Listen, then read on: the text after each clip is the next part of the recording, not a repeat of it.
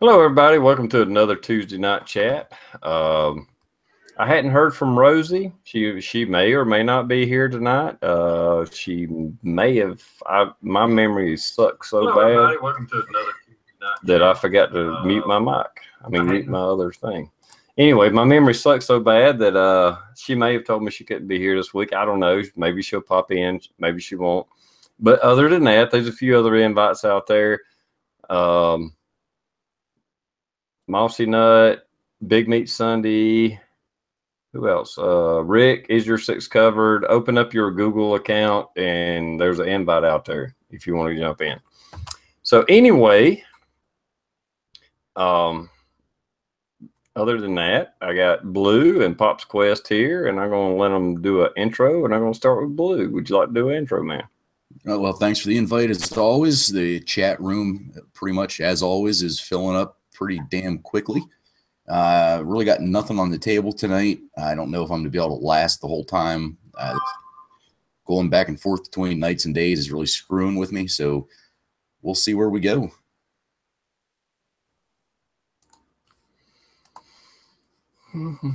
Okay, Pops, would you like to say anything? No, not much. Just a little shout out to Rick, our buddy. Is your six covered? I think, I don't know, I kind of heard through the grapevine that he might be maybe heading to the dark side, but I don't know. Today's video was just to kind of push him a little bit, and appreciate the invite. No problem. Send some invites out. Yeah, that video was hilarious. That was awesome.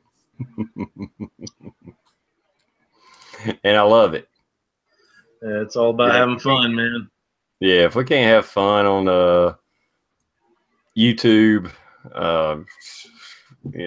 Coda Boy, you got a link out there too, I think, on your Google Plus page. If you want to be on and you don't see it, let me know and I'll send it another way. Double check, make sure I got that. Sorry, I'm trying to run the reins here and talk at the same time. Anyway, yeah, YouTube's about having fun. If you're not having fun on YouTube, you need to get off of it, period. Yeah, there's a bunch of people out there that take it seriously and they do it for whatever reason, and I get that. It's just not able to partake in the whole seriousness. I kind of did when I first got started, because kind of part of the preparedness movement, it was a little more of serious natured stuff and whatnot. But I mean, nowadays, you know, I guess once you feel like you're at a certain level of preparedness, I mean, you've met so many good people. You just go into having fun and pursuing other hobbies, and I'm loving USPSA. It's the best thing I ever did. So I enjoy sharing that, you know, and I encourage other people to try it. It's so much fun if you get the opportunity. But make sure you have a CZ before you do it. Those Infinities will not get it done. Oh, nor the Glocks. I'm sorry, but not going to happen. Hey, what was the deal with Rick's gun not locking back after the last shot? Well, a lot of those competition guns for USPSA, you never lock the slide back. You keep your mags topped off, and you keep running and gunning, and you drop mags full of ammo, and you just keep feeding them. So they're not designed to lock back, really. What they're designed to do is race really hard and fast. And believe me, I might give him some shit, but that's a badass race gun. You know what I'm saying? So they're just not made for that.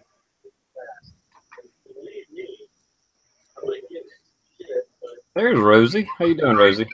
Good. Let me just adjust my sound and everything. Hi, everyone.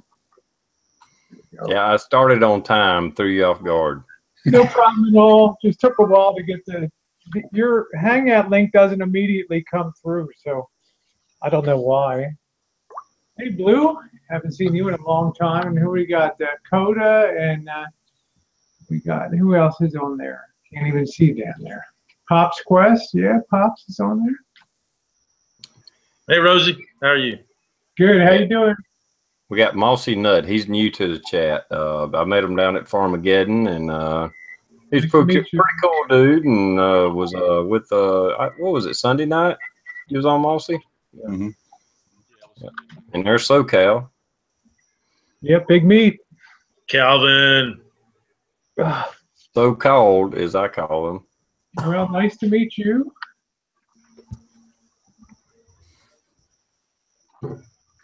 Hey, I'm trying to pull the chat up. Give me a minute. There it is, wife beater shirt. With my mighty wife beating arms. Mossy Nut, what's going on, brother? How are you? I thought you were talking about my shirt. Not much, Rob. How you doing? That too.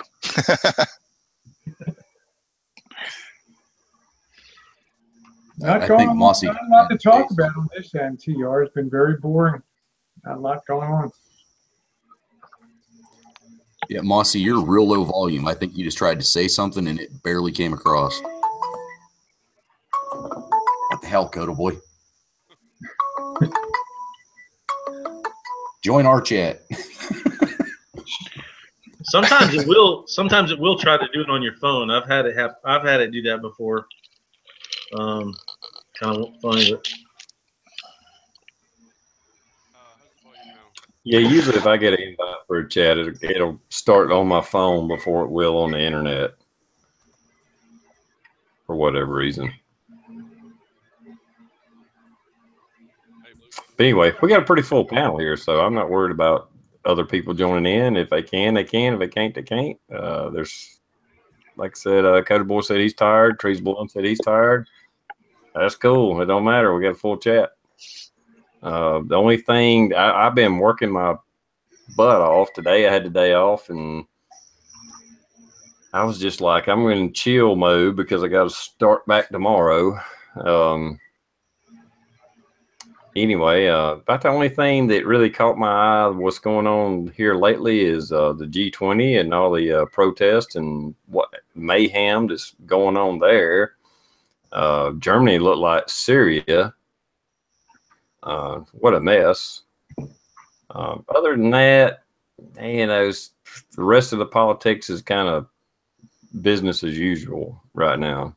Yeah, I'm seeing, we'll talk, get into it a bit, compromising on some of the political things, the tax cut things and all that. So.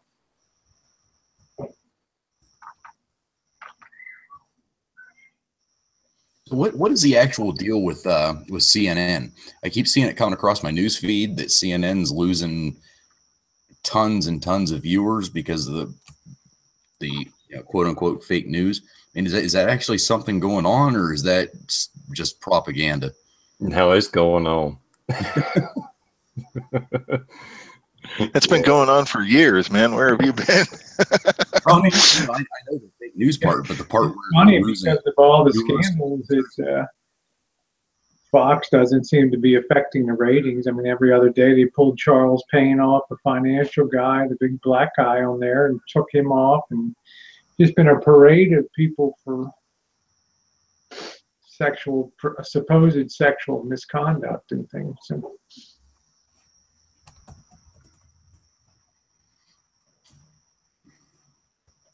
I don't know. It's kind of, I don't know. It's nice to see. I mean, it's nice to see that people are actually getting tired of the shit and turning the channel instead of tuning into it to see the spews that are going on. So I mean, I don't know. I'm actually kind of excited that that's actually happening. Well, I can't say that it's entirely over that, but Trump calling CNN fake news kind of started a little bit of a movement, and then a kid made a meme, or not even a meme, just a little quick video with Trump when back, and this was years ago when he was at some wrestling event, and it was all staged BS stuff, you know, and he slammed some wrestler down. But the kid took covered the face up of the wrestler with CNN, and it shows Trump grabbing him and slamming him to the ground. And then CNN threatened the kid because the guy that made that video was 15 years old. That's why I keep calling him a kid. Threatened to have you seen Yahoo lately? Anybody watch Yahoo on a regular basis? For me, for many years, at least 20 years, it's been a portal to the financial markets. They were always fairly well organized, so I could get quick snapshots during the day of what was going on, and that's half of that's quote sponsored news now on there. I mean, to my way of thinking, a lot of the media, they've been the architects of their own failure here to, you know, they would never take sponsorship 20 years ago. They would never have anything to do. There was that Chinese wall between the advertising department and the news department, and that was never violated. So they can't really, to my way of mind, you can't complain a lot about what the repercussions of what you're getting. It wasn't a failure on the political side. That's just telling the truth about a lot of stuff. It's a failure on the news side to be to adhere to journalistic principles that held up for generations and generations, at least in my opinion. I mean, you look at Yahoo News, obviously they have a vendetta against Trump every day. It's some kind of outlandish story about Trump's popularity, and this is going on, and this America now feels this about Trump, and foreign sources are laughing. You know, it's all they've doomed themselves. So it's funny that even Fox, with all of its problems, it still manages to keep above networks like CNN, and I'd also put MSN in there too. Same kind of deal. Well, and the other thing that hurt CNN, I don't know how much it hurt them, you know, just from that one event, but that project, what is it? Project Verta Day, Project something or another, starts with a V, Verta Day, whatever it is. Project Viagra, we'll just call it that. That's not what it was, but it was something like that. And where they had the undercover, news guy interviewing he had a hidden camera on him, and the CNN executive is saying, oh yeah, the Russia thing is pretty much bullshit. We don't know if it's bullshit, but we're just running with it for ratings. And, you know, and just went on and on and on. You know, was touring them through CNN broadcast thing, you know, their newsroom and all that stuff. And, you know, but pretty much said, yeah, this is a business. We're here to make ratings and to gain viewership through sensationalism. I always think that they feel like they're kind of jealous in a way that Fox News came along, and I guess I don't even know how long they've been around. 15, 20 years. Fox News came along, and it was a totally different approach to news that people hadn't seen, that was so dominated by the left-wing media that Fox struck gold. They struck a vein that resonated with America with their reporting. And I don't think that the left ever came to grips with that reality that people really do feel the way that Fox reports on their channels. They would shake their heads in wonderment, like, how could anybody suck up this kind of stuff? So having lost that battle, I feel like they've now given into the commercial advertising side and just allowing their news channels, quote unquote, to be used for advertising and revenue purposes, just to stay afloat. All right, I got a question for all you guys. Okay, so what do you think the majority of people are out there? Do you really think people want to know the truth, the absolute truth, even if it doesn't agree with what they believe? Or do you think that people want to hear what supports their beliefs in order to make it easier for them to continue on living whatever lie they're living or whatever truth that they believe in. I mean, because I don't know, maybe CNN is supporting those truths, which are really lies, to keep those viewers? Or do you think the fact that people know they aren't speaking the truth now is leading to their demise? If y'all understand what I'm asking. No, it's definitely the second. And I mean everybody across the board came out with complete transparency. This is the complete truth, and everybody agreed with it across the board. You're still going to have the people that would not believe it. You know, I mean, is Jesus Christ real? Some people say yes. Yeah, what a change from 40 years ago when Walter Cronkite sat there and delivered the news on CBS Evening News every night. Love it or hate the news, you never really questioned whether it was true or not. You always kind of believed that CBS under William Paley and the way that they kept that ironclad wall between advertising and news, you maybe didn't like the message, maybe you didn't like Vietnam being brought into your living room or dinner table every night, but that was the reality. But now, since it's such a mismatch and it's so what I would call atomized, the ability to gather and report news, unquote, that you have generations that don't have any concept of what true news, what true independent news gathering is all about now. Don't you think that atomization, and we've lost that anchor of something that we could believe was truthful reporting? And that probably started around Dan Rather with him trying to skew the message and some of the stuff he did about reporting about Iraq and Iran and those kind of. I think that was the early days of this chipping away of the reality. So, Pops, from my point of view, and this is just my opinion, I think people grab now the news that fits their own belief system. So, how many people you know that really change their mind in light of things that they hear? There's very few people, I think, that have the flexibility anymore to change their mind, because most people second guess what they're hearing as to whether it's factually correct or not. And having that belief, you're more firm than ever to hang on to your own biases, whatever they may be, in light of what's reported. Yeah, I think a great example. Oh, sorry to cut you off, Taylor, but I'm going to cut you off. A great example of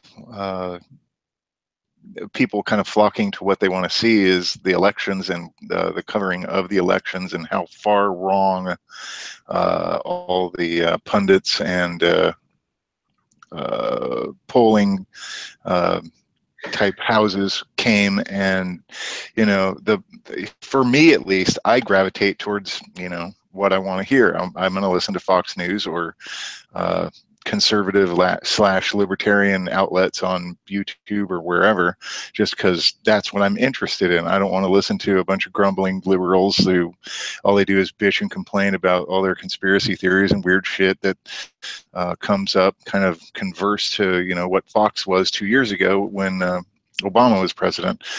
So but I will tell you, it was fun during the election, just kind of backtracking, going back halfway through the evening to CNN and seeing them all kind of start to break down and like lose their shit, especially on MSNBC. Those two stations are just horrifying in my mind anyway.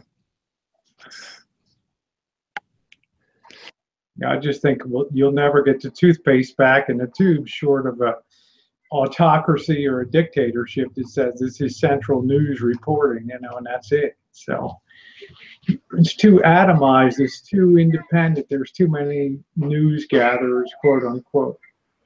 I think there's too many people out there that we may be guilty of it to a certain extent, but yeah, I guess you could go both ways with that. Recently I've been subject to judgmental views of who I am. And it was kind of it was almost laughable. It was all, but it all at the same time it kind of pissed me off. But you know, I go out and I shoot guns. I'm a little goofy. I consider myself a patriot. You know, I fly my flags, blah, blah, blah. And then I was accused of being a potential Timothy McVeigh, for those who know who he is. And it's just like, that threw me off guard. That I was like, really? So really liberal people think that anybody that totes guns, that is patriotic, that they love their country, you think they're going to go blow up a damn building? Timothy McVeigh, for those that don't know, blew up the Oklahoma City building, federal building, back in, what was that, 90s? I guess it was. Yeah, 90s. And that kind of threw me off. That kind of made me take a step back and say, wow, really? People think just because I go out and shoot guns that they're afraid I'm going to blow up a damn building, that I'm a terrorist, a domestic terrorist? I don't get it. You know, I don't get their mentality, but yeah, because you have that's where something. they are. I don't know that all of them are. You have something that goes bang when you pull the trigger too. That's the association that they make. So stupid as that is. You know, in reality, TR, you have a better chance of shooting yourself than going into a federal building. And I freaking proved that. Yes, you did. I will shoot myself before I blow up a damn building because I've already done that. I'm sorry, I had to go there. I'll shoot at metal targets. Okay. And my buddy, he's out there, or he was out there. My buddy Tool Monkey, guy I work with, but he's got a YouTube channel, Tool Monkey. He bought me some ballistic elbow pads. These will stop a 9mm bullet. I still say you got to test that. It looks like a cup. Yeah, it does. There you go. Ballistic fucking elbow pads.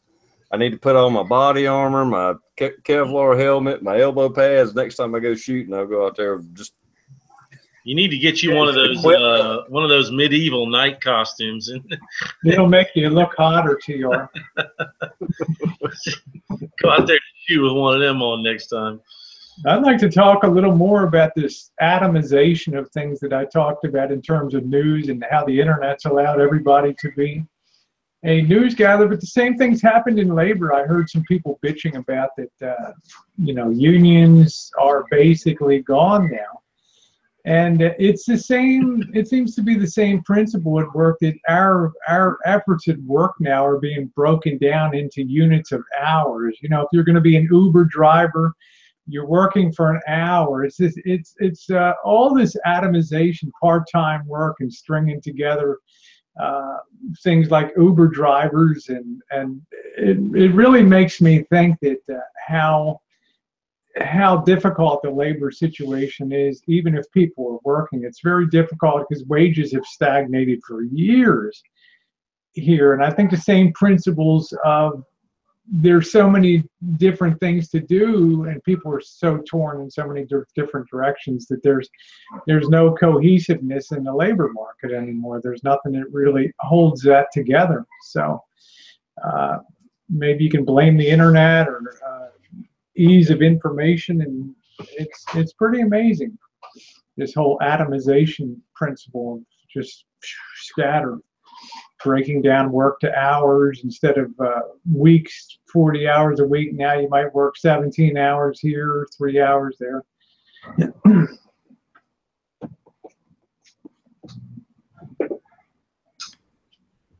Well, I imagine that, I can't really speak for the union on the union thing, because unions are not big in the South. There are some, but they're very, very few and far between. I don't know what's going on up north with their manufacturing. I know a lot of manufacturing is moving down south because we don't have unions. You know, they can get cheaper labor. I mean, what they pay, you know, they can cut their cost a bunch, move down south, and for your average person down here, it's actually a really good wage, but it's still like 10 or 20 bucks less an hour than it is up north. But then again, we got a lower standard of living, not standard of living, a lower cost of living. And, you know, I guess it all works out, you know, I don't know. Plus our manufacturing is going overseas too. Yeah. Either it's going overseas or like the bigger up here in the north, a lot of what's happening is the U.S. manufacturing businesses are going out of business and they're being bought by like China. They're still operating here, but it's owned and operated from a different company, and they don't allow unions now.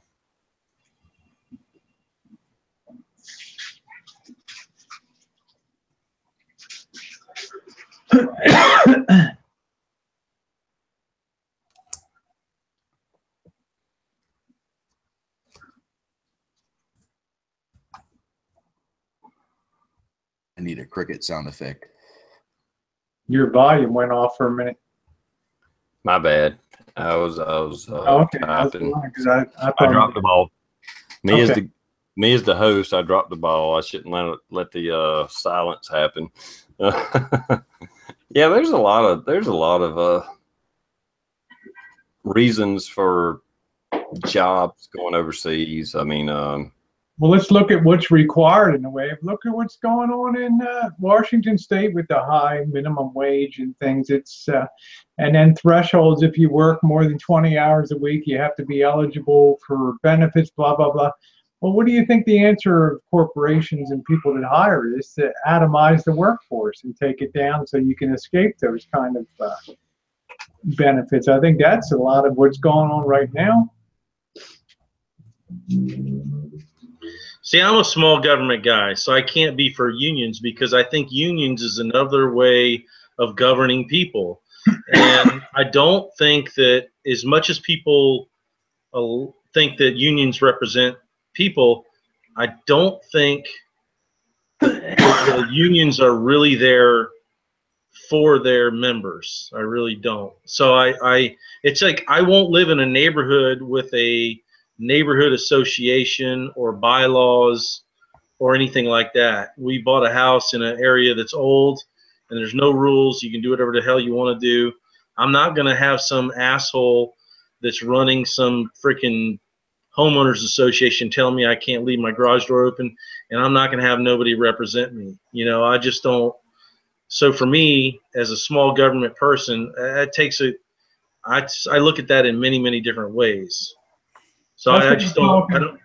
That's what I'm talking about, Pops, the nobility of thinking that you're doing good and all the time you're screwing stuff up. Things like these out of control minimum wage laws that are driving labor around and atomizing labor. It's all, as I've consistently said and this is the second anniversary of being on TR's Tuesday Night Chat, you can lay so much of it's at the feet of the government and their attempts to, quote, make things better for our country, and they've caused this inflexibility and this inability to adjust on the part of business. So what do? They just work around these things, and people move south where there aren't unions, and they move to states where there's not these minimum wages. They move to countries, and it's all a response, in my mind, to our, quote, efforts to make things better and more equal for everybody. We've just equalized ourselves into the ground.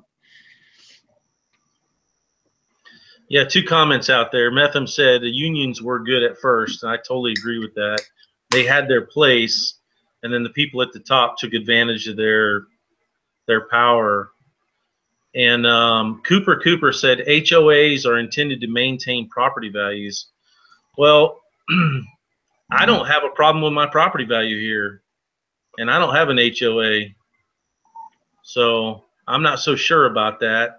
I know what they're designed to do is to make you live your life a particular way, and I'm not going to live like that. Yeah, when they dictate what kind of mailbox you got to have, if you can fly American flag or not, what color you can paint your house, blah, blah, blah. If you walk into that, you know, openly, well, so be it. That's what you get. But me, if I buy a house, I'm paying a mortgage for 15 or 30 years, paying an HOA a monthly fee, and then they say, oh, you can't have that mailbox. You got to have this mailbox. What? I mean, we have such limited freedom as it is, and now all of a sudden I got to have a certain mailbox. Are you kidding me? Mm-hmm. Fuck you. Yeah. HOAs are a form of communism or socialism if you look at it in that sense.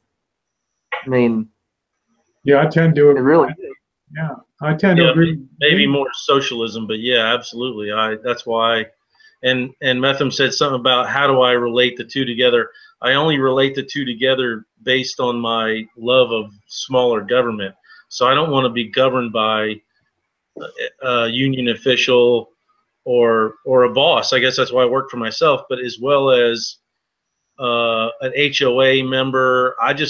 I want small government in every aspect of my life. That's how I got to that. So there you go. Let me ask you guys this. You've lived in your house for, let's say, 10 years, and all of a sudden some weird person shows up and buys the two properties on either side of you, the one behind you, you know, good for them. And then they start moving in junk cars, they start moving in everything else, and it's literally surrounding your house. I mean, should there be some type of regulations against that type of? I say no. No, it's your land. You pay taxes. You should do what you want. Well, that gets down to a zoning issue. Yeah, there are zoning laws that keep you from having undrivable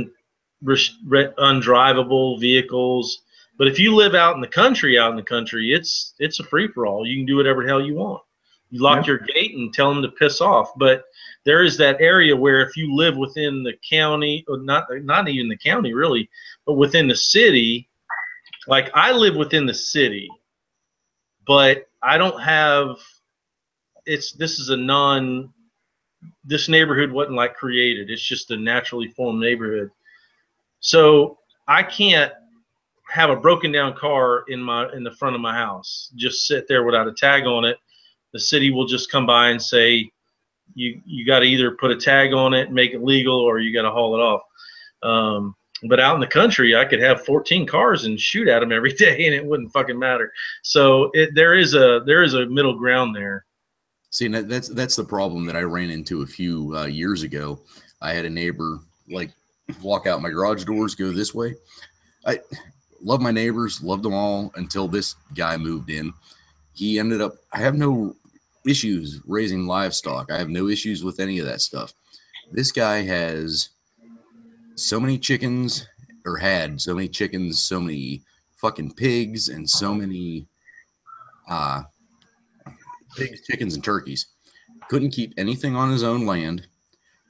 The chicken coop is the garage. Literally, like they have the house, they have like a breezeway, and then the garage, and that's the chicken coop. Never cleans it. So in the summertime, like now, in the past, he would open up his garage doors, and that's all I smelled for months. And I had a fucking major issue with that. Couldn't do anything about it. And that's an irresponsible person in my eyes. And there should be something that you can do about it, but there was nothing. There's no zoning rules out here, nothing like that. And I was here first. That's what I hate saying it like that. I was here first, and all the neighbors thought the same thing. But finally, he started getting the drift that the neighbors weren't happy, and he started cleaning things up. He got rid of the pigs, got rid of the turkeys. He still has the chickens, but he still fails to.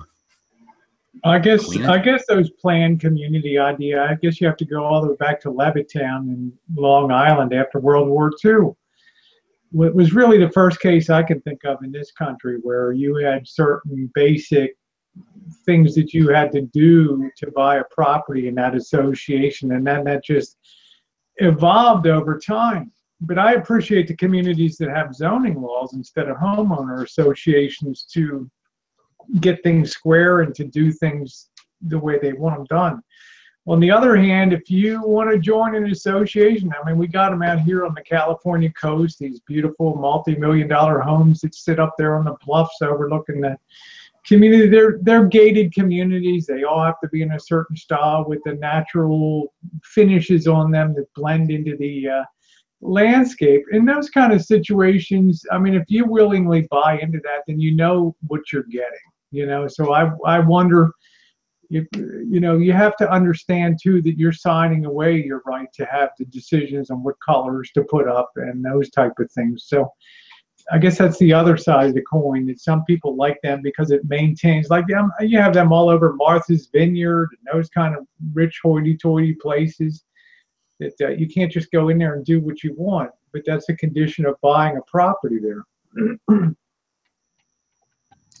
Yeah, okay, so I got to chime in because, I'm from California as well, and it's really difficult to find a reasonably new house, at least where I am in the LA Basin area.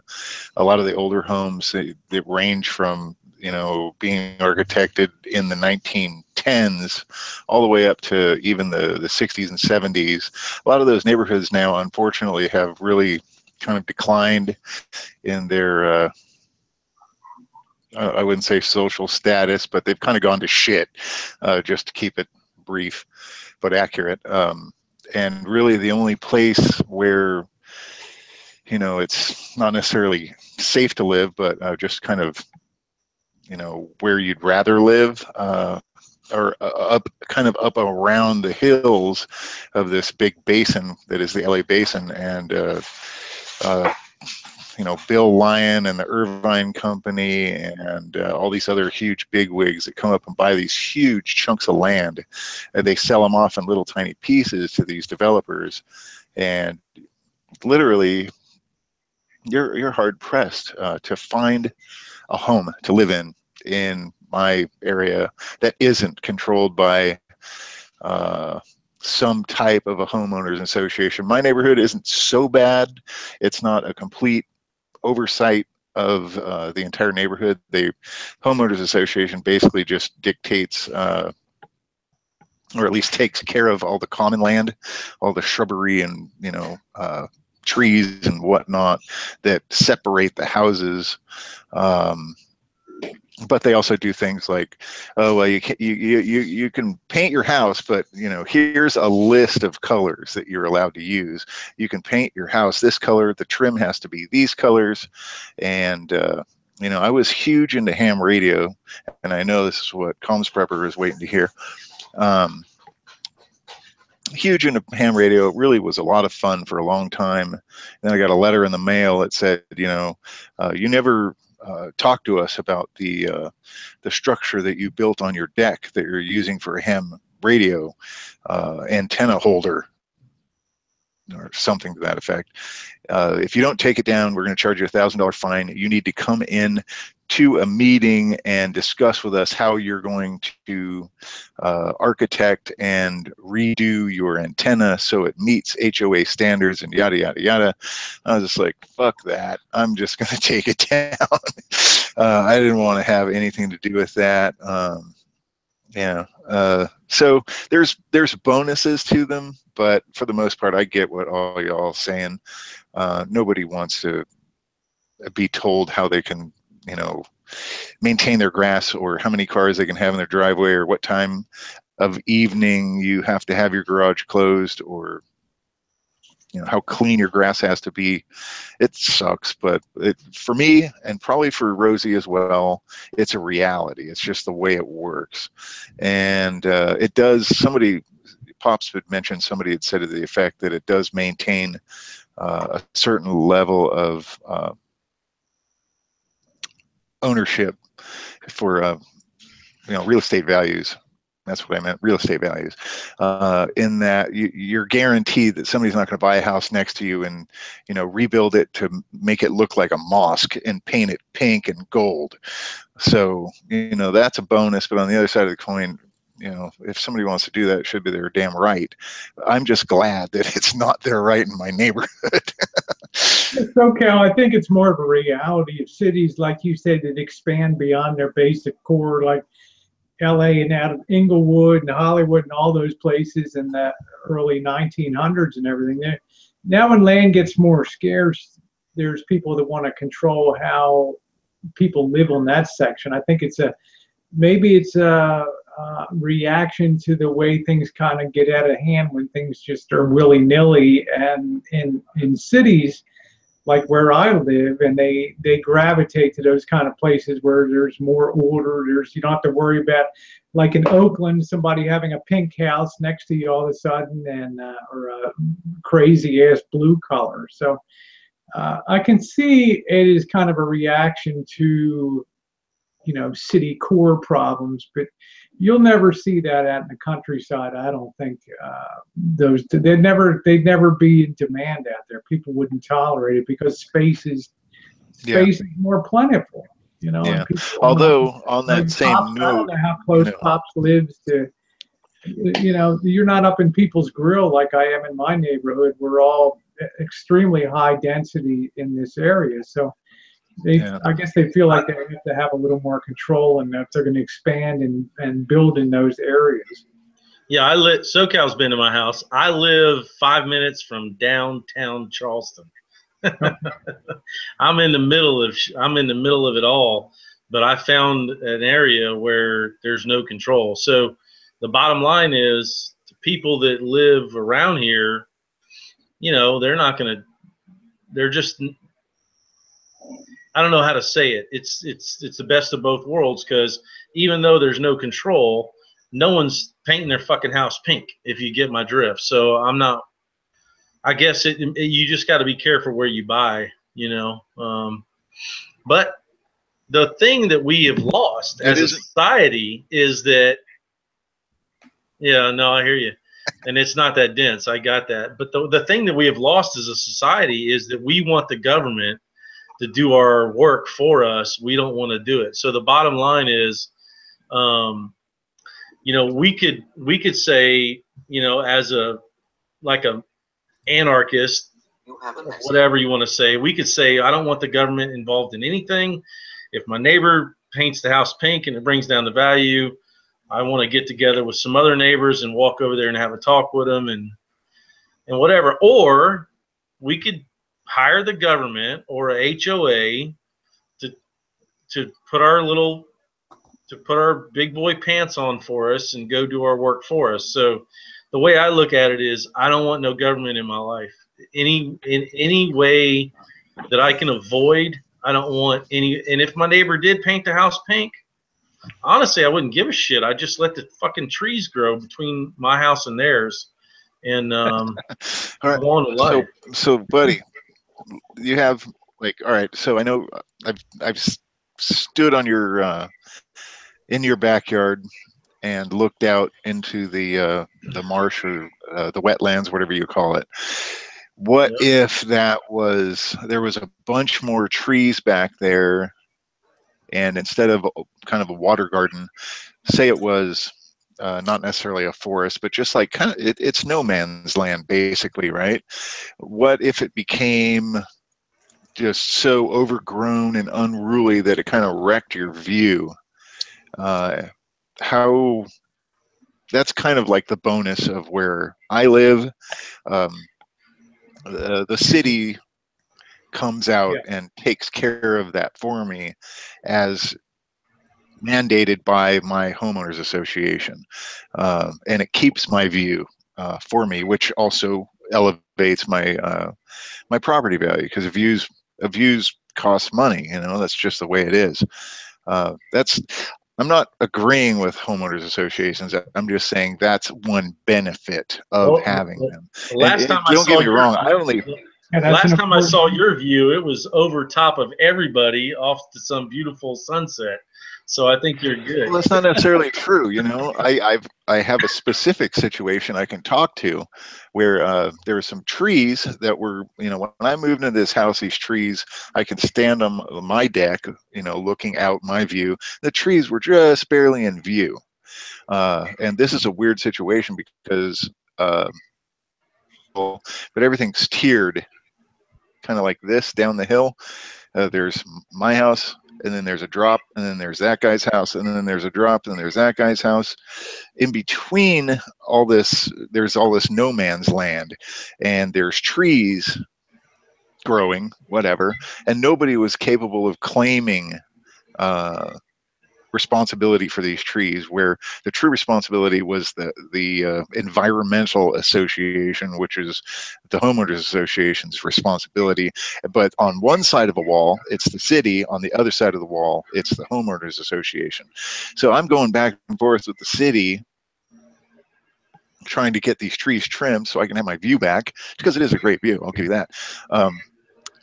And nobody would take it. And luckily, the coolest thing was this neighbor, new guy, came down, moved into the house. He's got a dog that doesn't fucking stop barking. But aside from that, the guy, honestly, I was the first one at his house. Hey man, welcome to the neighborhood. How's it going? What are you gonna do at the place? Yeah, da, da, da. And he's like, hey, yeah, I might cut these trees. They're kind of unruly. I'm like, hell yeah, dude, that's a great idea, because they're fucking up my view. I'll pay for half right now. And he cut them down at the ground. I was just like, yes. Yeah, So, see, you got it done. screw the city. You got it done one-on-one. That's awesome. Those things are legendary. You know, those kind of fights, Oakland and those kind of places where everything is hill behind hill, and then somebody has some trees that are growing up, and the neighbor 2 streets back is their views. You know, imagine you have a view of overlooking, you know, up there in the Berkeley Hills or something, overlooking to the Bay and the Golden Gate Bridge and the Bay Bridge, and then gradually over time a tree comes up and just destroys that view. The problem is, in some areas you'll have those environmental, you'll pay such a heavy price for having cut down a tree in environmental nut areas that you got to be really careful. Yeah, but you know, going right back to what Pop said, you just got to work with your neighbors, because you just got to push forward, ignore I mean, 9 times out of 10 HOAs, there's only, I think there's only like 5 people on the board, and there's 2,500 or something like that houses in my neighborhood. There's no way they can track everything that's going on. I repainted my house when I moved in. I didn't look at a fucking list. I'm just thinking, I don't want to stand out, but I don't like any of these colors, so I'm just going to do it my way. If they're going to come to me, they'll come to me. What are they going to make me do? Well, out here, if you want to drop a tree even in the city here, you have to go get permission to do that, even if it's on your own property. Not here, you don't. It's not that bad. Not a lot of people. I don't think a lot of people do, but theoretically, you're supposed to. You know, they have a form you fill out that some nitwit comes and stands there and looks at it and assesses whether it's environmentally unfriendly to take out the it's a redwood tree or something. And there's certain protected trees that you just can't take down. Yeah, the best thing to do with a tree is to sneak in the middle of the night with a sawzall with a pruning blade and go about 1 inch deep all the way around the tree, and a couple months later that sumbitch will be on the ground. Either that or wait for your neighbor to go on vacation, and then once they're gone, go down and cut it up and be like, hey, yeah, your tree fell while you're on vacation. I cleaned it up for you. I didn't want you to come back to that. And then send them a bill for $1,000 fucking dollars.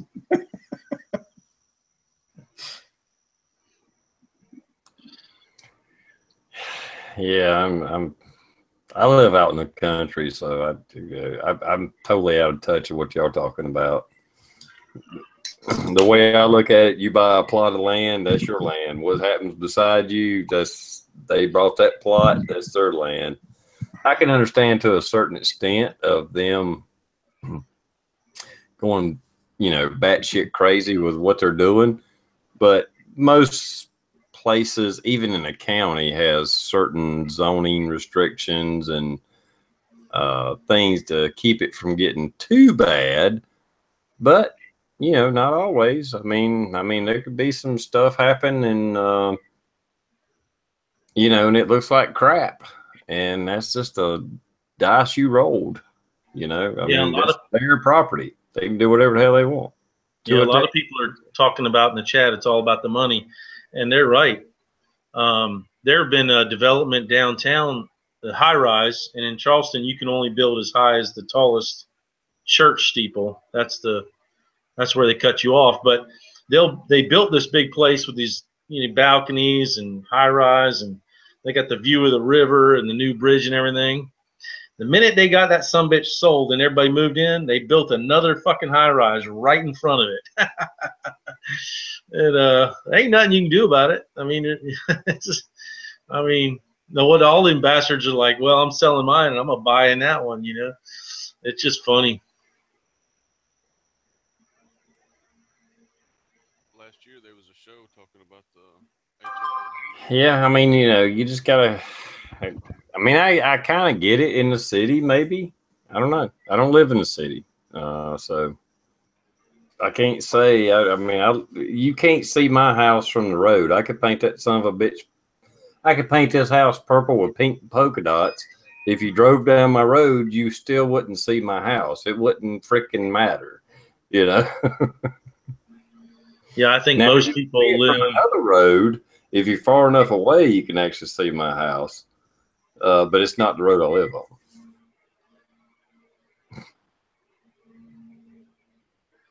Yeah, I think most people live in an environment where they're affected by their neighbors. You definitely are not, and I'm not. But I guess my situation is fairly unique. But I guess the whole conversation got started because I don't want no one governing my lifestyle where I live, and that's basically it. So. Well, when I was a young adult, I was not even a young adult. When I was a kid, from 5th grade till the time I moved out from my parents, we lived in a neighborhood, and what we done, what they done. I lived next to a mill village actually, and to a point, when I was a teenager, messing around with the hot rods and old cars and all that stuff. We actually got a letter from the county like, look, you can't have all these cars there, because I was buying freaking old Torinos and Falcons and Mustangs and stuff. I was picking these things up for a couple $100 a piece. I had cars everywhere, and my dad was like going through his second childhood at the time, and he was all for it. He didn't care, and eventually we got a letter from the county saying, hey, you can't have all these cars here without a tag on them. If we put a tag on them, we'd been fine. And we was like, okay. So we pulled them, drug them all up in the backyard and built a big fence around it, plywooded it up so you couldn't see them. And we was okay. It was okay. They're in a building now. Didn't have a roof, but it had walls. And, so, I mean, there's, if you get bad enough, I guess, there's zoning laws like we were talking about earlier that would keep it from getting too bad, I guess. And I get it. I understand. I mean, then I thought it was stupid, but, I was a teenager looking back at it now. It's like, yeah, okay, I get it. I had a bunch of damn junk cars laying around and it looked bad on a neighborhood. Okay, I get it, But that wasn't a HOA. That was just county rules, laws,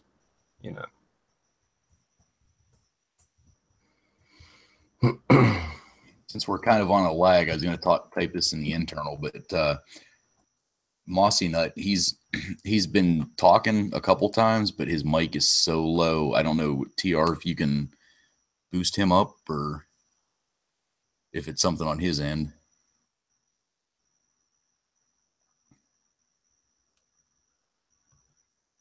Well, let's see. Take yourself off mute and say some stuff. Yeah, he's muted right now. So there you go. All right, how about now?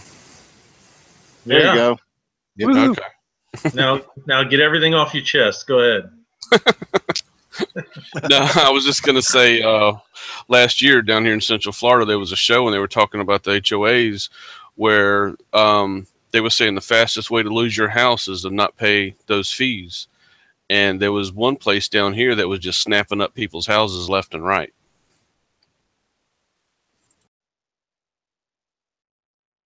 Yeah, we got laws against that in California. You can't just not, my HOA dues are like $54 a quarter, but I don't think they can go after your title. If they can, it would take years and years and years. It wouldn't even be it wouldn't be worth it. Yeah, they have to take you to court, and then you have to get a judgment against you. Then you have a year to pay that, and if you don't pay that, then they can make claim on your property, and then they got to get a judge to approve it, and then they got to auction your shit off, and well, foreclose on it first, then auction it off, and it's a long process. But here, it can happen here as well, which is one reason I don't like it. It's the same way it happens if you don't pay your taxes. Exact same way. Oh, they were saying that you could lose your house faster by not paying them as to just not paying your mortgage every month. Damn. Must be something in that paperwork you signed at closing. Yeah. Luckily, I'm not in any of that. So, well, I mean, laws have changed. A credit card company can take your house from you probably quicker than a damn bank that you have a mortgage with. George Bush, I think it was Junior. He signed that. Thank you, George Bush. But Discover Card or Capital One or whoever, you could owe them $500. They could foreclose on your home, sell that son of a bitch out from under you, and auction it off. Period. I know, because they fucking threatened me. I had declared bankruptcy after my wife's and had a bunch of debt and stuff, and let some credit cards get behind, and next thing I know, Discover Card was going to foreclose on my home. Yeah, they over a few $1,000. Yep, they put a lien on your property. Yeah. Yep. You think it's a unsecured loan, but now a credit card, they can take your fucking house. Well, here in PA, I know that we had not in the area I'm at, but we had some issues with. I don't want to call them the militia. It is the extreme militia parts that we have here in PA. If they had a run-in with any law enforcement officer, they would go to the courthouse and they would file a lien against the property in a civil lawsuit. And it ran rampant there for a while. I think they finally cracked down on it to where they can still do it, but I mean it's rare anymore. But it was like 10 years ago. I mean, it was just boom, boom, boom, boom. Every police officer had a not every police officer, but like the certain areas where the extremists were at, they had liens against their property if they had any run-ins with any of their members. And you have to spend money to fucking defend yourself for that shit. It's like, what the fuck?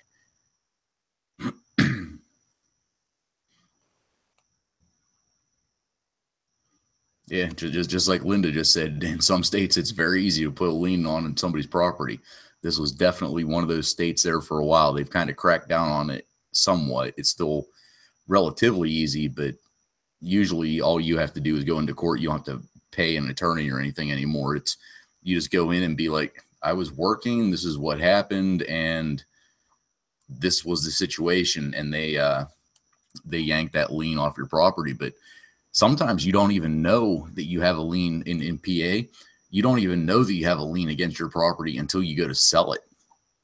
There's no notification, there's no nothing. It's like, how the hell does that happen? At Paper Tiger, which hey Paper Tiger, if you've never seen any Paper Tiger's videos, you need to go check his channel out.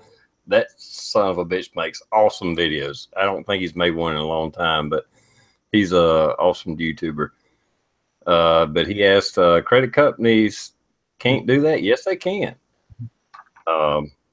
Like I said, you know, I mean, I had a lot of debt with the sick, you know, my wife went through cancer, so I had a lot of debt that happened with that.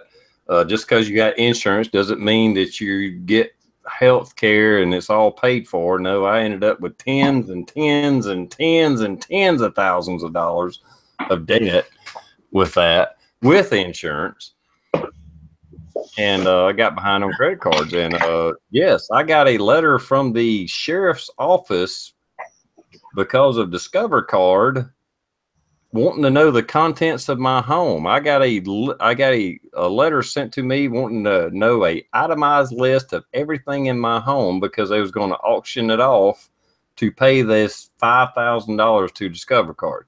Yes, I'm sorry. I screwed up. I couldn't help it. It's just the way it happened. I had more. That's just what freaking happened. You know, I mean, it was, I was paying the fucking mortgage with a credit card because I was having all these, even with insurance, you know, every time you walked in a doctor's office, you had to pay cash for this, you had to pay for this, you had to pay for that. She was going through radiation every day. We was going to the doctor every fucking day. And anyway, when the sheriff's office sent me the letter wanting an itemized list of everything in my home, that's when I went to a lawyer and declared bankruptcy. Yes, a credit card company can take your home and everything in it. Mm-hmm. It doesn't matter if it's $500 or $5,000. It doesn't matter. If you don't pay them, they can take your shit. They'll auction your house off, everything in it, take their cut, and then what's left, they'll give you what's left. Yep. It's much harder to file now than 10 years ago. They changed everything. Yeah, this was, I guess it's 10 years ago, 10, 12 years ago. Because too many people are running up, not for medical needs. Obviously, your situation dictates you do what you got to do, TR. But for people that just live, you know, max out their cards and then just declare bankruptcy and restart and do the same damn thing all over again with no consequences.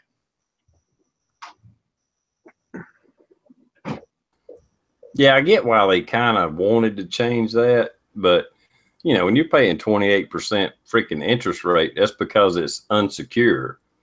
Yeah, it's different if you had a 5% interest rate because you had good credit and you paid your bills and stuff like that. But it's like the credit card companies charging you 28%, you know, max or whatever it is. And then they turn around and say, okay, you didn't pay that. We're going to take your house. I was like, well, wait a minute. This was unsecured. You took a risk on me. If I don't pay it, that's why I was paying 28% interest because it was unsecured. Well, guess what? It ain't unsecured. They can take your fucking house. They can take your car. They can take whatever. Mm-hmm. Your TV out of your living room. They can take it. That's fucked up. It's just not limited to what you purchased on that credit card. So, Nope. Now, do you guys, in the states that you're at, do you guys, if somebody sues you for whatever, can they, what is it? I think it's called garnish your wages, to where they can sue you and the court orders that a percentage of your wages goes to pay for whatever?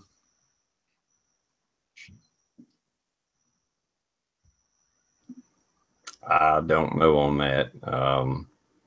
I've talked to people that went to a small claims court and had, you know, where the guy won the case and somebody owed him money, but at the same time, the court could not make the whoever was being sued, for whatever reason, they couldn't make them pay the money. They could do a court order saying you have to pay this, but then they couldn't enforce it. But you know, I don't know all the laws, and that's just South Carolina. And that was over a boat case that a buddy of mine went through. He took a guy to small courts claim. Guy sold him a boat, had a cracked engine, and he won the case, but there was no legal way that the guy had to pay him back. Right. Usually what you have to do in that case is once you win a small claims, then you file for a garnishment.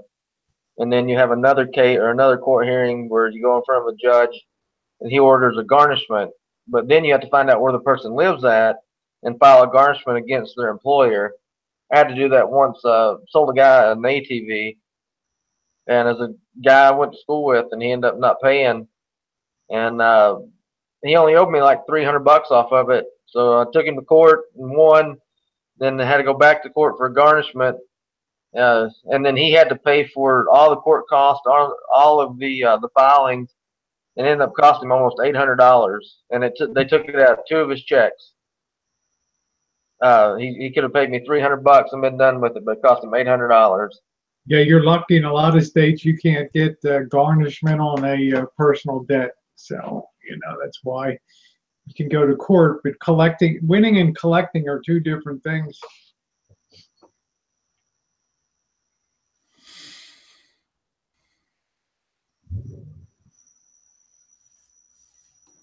Yeah, it's just state by state. I don't know all the rules and regulations on that in South Carolina, so I couldn't tell you.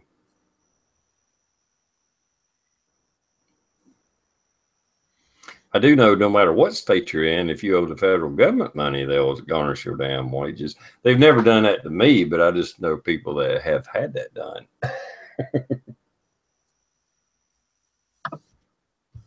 State will do that too. If you owe the state money for taxes, they'll take it out of your check, or when you file their next taxes, if you get any type of return, they'll hold your return too.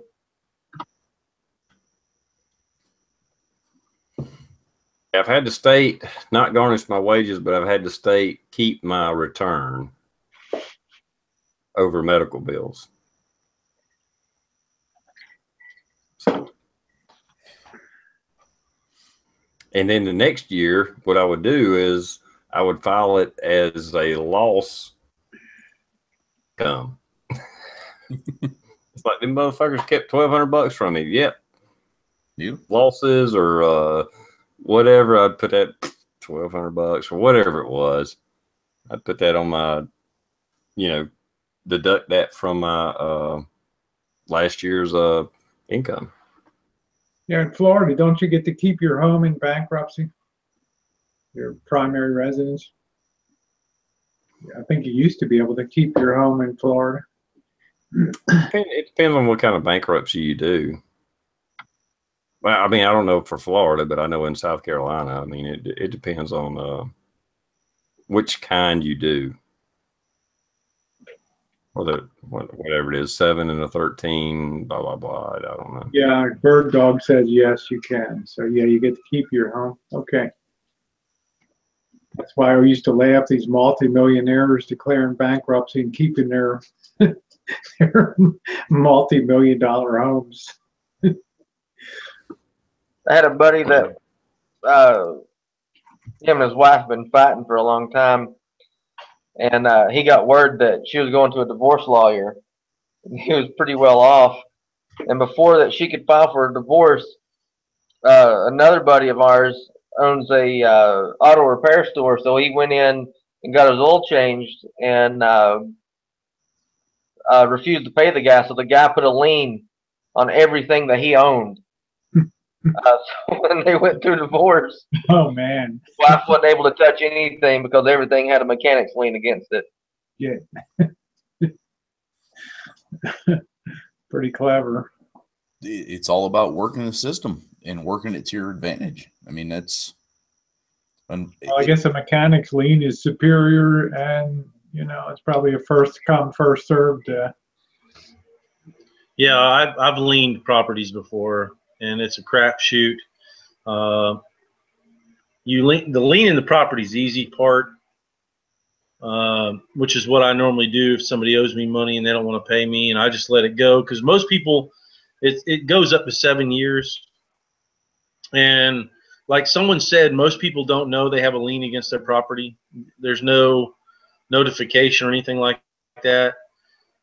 They'll go to sell their house, and the closing attorney will be lazy, and they wait till the last minute, and boom, right at the end, both parties are fucking, they sold their house, they moved all their shit into a freaking storage building, and these people have moved and they bought a new house, and everybody's on the brink of closing, and boom, freaking mechanic's lien pops up. Well, what do? Do you think so without a judgment, and I haven't taken them to court yet, they have to either pay the mechanic's lien or they have to go to court, and they're not gonna let the property sit there for no title company worth its salt is gonna do that. Yeah. No, that's right. So the reason I put a mechanic's lien and I don't take people to court is because I'm just waiting for them to sell their house and have that shit pop up, and then they got to pay me off. or they can bond around it. They can put up a bond, and then they can try to get title insurance, or some of these rich people can pay cash for houses and shit like that. But most of the time, they'll just pay the lien and move on, and I'll get my money. I got like $32,000 lien one time. My attorney called me, and he's like, "Hey man, you need to come pick up your check." I'm like, "What check?" And this guy, he owed me some money for a couple of years, and I ended up getting like 30. I think it was around 32 grand. Yeah, even Rich, if you buy a home for cash, you still want to have a clean title. You know, you don't want that trail coming behind you when you sell it to the next slob or somebody down the line. They're going to inherit that rat's nest of crap to work through. So, I mean, everything I've ever bought, I've demanded clean title and no issues at all. And I think it'd be smart to always do that, unless some things are so screwed up they go at such a deep discount. If you got time to unravel the ball of crap, then you may have yourself something. But good luck. Lien is easy to put on property. It's very easy to do. If you have to get a mortgage, they require a title search. Sure. Yeah, because the mortgage company wants to be protected. Yeah. That asset they want unencumbered on that.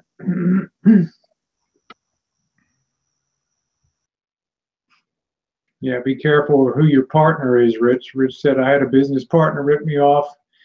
Once he filed bankruptcy, I never saw a penny. Well, just know your partner.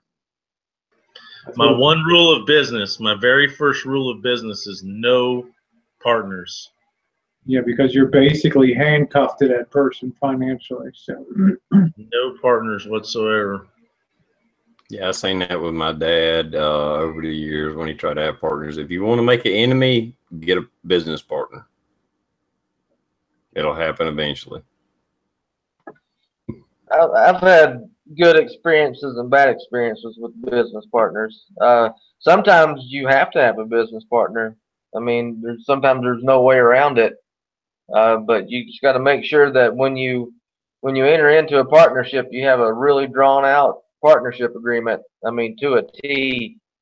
That way that nobody can screw each other over. And if they do, you know, there's a agreement saying that, you know, if you cause harm to the company or whatever, you know, it terminates the agreement or terminates the partnership. Yeah, I've been screwed a couple of times on partnerships, and I've had some successful partnerships. It's just crapshoot. Well, the successful ones, are they still going on? Yeah. Okay. Well, yeah, the Go Gauge Tactical, I got a partner in that. Yeah, I had a feeling you had a partner with that. Well, naturally, that's why law and, you know, law firms are traditionally partnerships for that one for all and all for one of fidelity to each other, and we'll all stand and fall as a unit. I mean, but even a lot of them now are LLCs and have gone the way of the protections of limited liability corporation. Well, my business partner now he's a good friend of mine, and he used to own, well, the largest online airsoft retailer in the U.S. and they rented off of us when they had a storefront when they first started out. And I remember right when they first started out, I mean, like airsoft, there was nothing for airsoft on the internet, and they took off. And a year before they had their falling out, he told me, he said, man, if we have another year like we did last year, I won't have to work another day in my life. And his two other partners, they had 3 different businesses, and they all 3 were partners. And to this day, I don't know what happened, but man, they went at each other, and everything imploded. I mean, it was rough for them. And he said that he said, I'll never have another business partner again. And then when I approached him about doing the followers, the main reason why I approached him is he's like when it comes to websites, Google rankings, algorithms, like he's on top of that. Like he knows everything about it, how to get your algorithm up, how to control the bots inside of Google to make, you know, the search engines find you and all that, how to build websites. And that's why I went to him when I first come up with this idea, because I knew that he was A+ with that.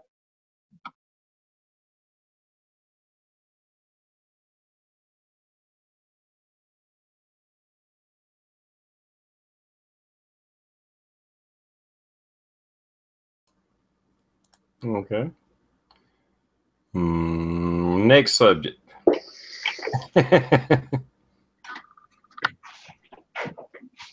Anything else going on other than CZ dancing that we know about?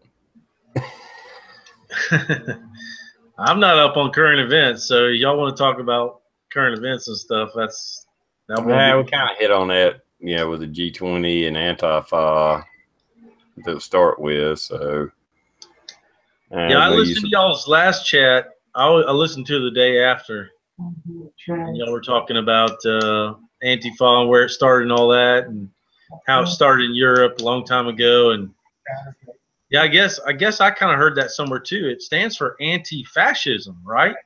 Exactly. Yeah. Okay. Yeah. So I can kind of see that, but that's back when people had balls, not snowflakes. So it don't work the same as it used to. I read a news article today that they were taking up donations to either build or to get gym memberships so they could train. I'll donate to that. I'd love to see him train. As long as I can get me some videos of that shit, that'd be awesome. The best are the spoofs. There's a couple guys that does like spoofs of the Antifa or whatever, and man, they're hilarious. And the thing is, like, a lot of people will comment on it not knowing that it's a spoof because they do such a good job at it. Oh, when I did my spoof video, I've got over 5,000 views of that video, and there's still people commenting on that shit, man. They're like, "Are you for real?" You know, and I don't even comment back to them no more. But yeah, I put the freaking dish rag on my face and put a hat on backwards and put resist on there and shit like that. I was reloading special snowflake ammo, and man, people are still don't know if I'm serious or not. You'd have to know me and follow my channel to know, and then you get these strangers come in. It's fucking hilarious. You wasn't even putting powder in the damn shells. Yeah, that's what I was thinking. I remember that video. You showed specifically. It's like, look at all that in there, and it was like this. You could see the flash hole. I mean, you know what we need to do is start a Patreon account for all these guys, so we can send them to like Gunsight or you know, one of those huge you know, gun training facilities. Get like a clan of like 100 of them, and see what those guys do with them. I would donate to send them to Tactical Response. Yeah, that'd be funny. Let them go down there and train. If I could watch. Well, the thing with the American Antifa is they're just against conservative, Republican, Trump, whatever. And their tactics are fascist. What was that movement a couple years ago, like the 99%ers or whatever, when they done those sit-ins? Wall Street. Yeah, I think they just morphed into the Antifa. I mean, it's the same group of people. Yeah. People with too much time on their hands. Or even the anarchist. I've dealt with anarchists here on YouTube before, and there's ones, you know, a good big group of them out there that's just all anarchy, and they're busting windows out, they're blowing cars up, catching them on fire and all that, and then try to tell me that anarchy is a better way of life because then we can all live in peace and harmony as they're blowing shit up. Well, the shit goes all the way back to the Russian immigrants to the U.S. at the turn of the century, and then all that bombing on Wall Street in the early 1920s, and all the anarchist bullshit. It seems to come in, you know, in every 100 years ago or so, we got to go through this shit. No, the anarchy movement that I'm familiar with, anyway, being a a Generation X kid of the '80s, all these punkers from mostly like England, they were all into anarchy, but I think their main statement was it's basically what a libertarian statement is: less government, get out of my life, let me live my own life the way I am. Yeah, I but think it's changed a bit since nobody's then, telling probably. them how to live their lives. That's the thing I, would answer to that. Is they're absolutely doing what the hell they want to do with no limits at all. And if you think chaos is positive, and I'm not directing this at you, me, but I'm just saying generally, I can't just think of anything in history, any good that ever came out of any anarchy movement. Just death and destruction. Yeah, well, No, yeah, obviously law and orders and go, dude. Sorry. well, I was just going to say, I mean, I agree with the libertarian movement. I consider myself a libertarian. But, to say no government is stretching, I don't agree with that. I mean, there's always government. There's always a rule of law. There's always, I don't care if you just get a group of people together, period. Somebody's going to emerge as the leader. When we all went down to Farmageddon, guess what? Pops Quest was the leader. We kind of all did our own thing, but at the same time, if Rob said, hey, don't do that, guess what? We'd snap our heels together and say, okay, Rob, all right, we're done. Sorry about that. There's always going to be a leader. There's always going to be a form of government. And that's a form of government, whether you realize it or not. Somebody has to be in control. Whether it's a board of people, whether it's a group of people, or whether it's a couple of guys, gals, whoever, there always has to be somebody keeping control of the situation. I don't care if it's a group of kids in a playground, and all the kids are just blah, blah, blah, blah. There's going to be some kid that stands up and says, hey, let's do this, let's do that. And the rest of the kids will listen to them, and they'll do that. That's why democracy gives you that pressure relief valve. So when shit's bad, people can vote a new direction theoretically, as we saw in the last election.